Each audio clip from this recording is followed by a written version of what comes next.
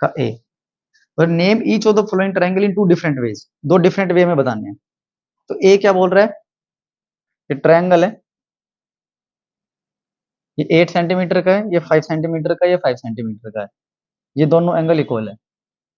देखो first first लिखते हैं, दो साइड इक्वल है तो कौन सा हो गया, आइसोसेलेस ट्रायंगल हो गया।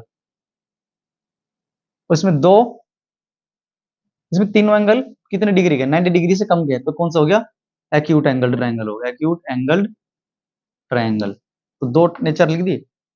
अब आता है बी।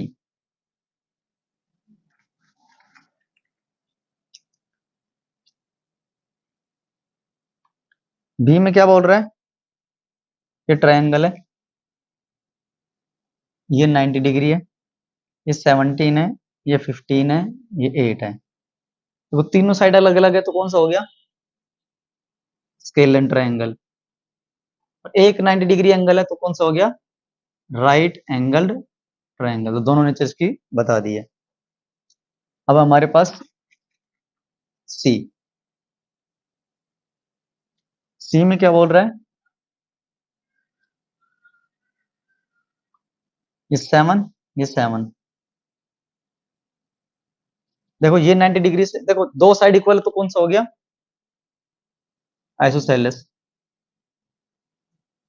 एक एंगल 90 डिग्री से बड़ा है तो कौन सा हो गया, ऑब्ट्यूज एंगल ट्रायंगल। अब आता है डी।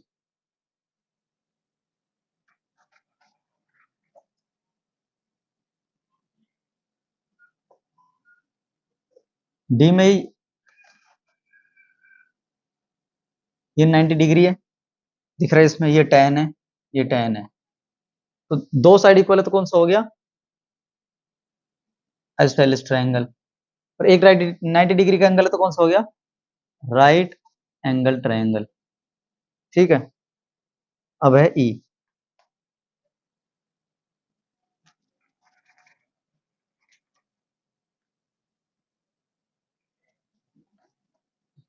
तीन साइड है, तीनों कितनी है, 5.2, 5.2, 5.2। तो तीनों इक्वल है तो कौन सा हो गया, इक्विलेटरल ट्रायंगल हो गया। और साथ में तीनों एंगल 90 डिग्री से कम है तो कौन सा हो गया, 60 है तीनों। तो ये क्या हो गया, एक्यूट एंगल ट्रायंगल हो गया। दो नेचर हो गई इसकी। और लास्ट बच गया एफ।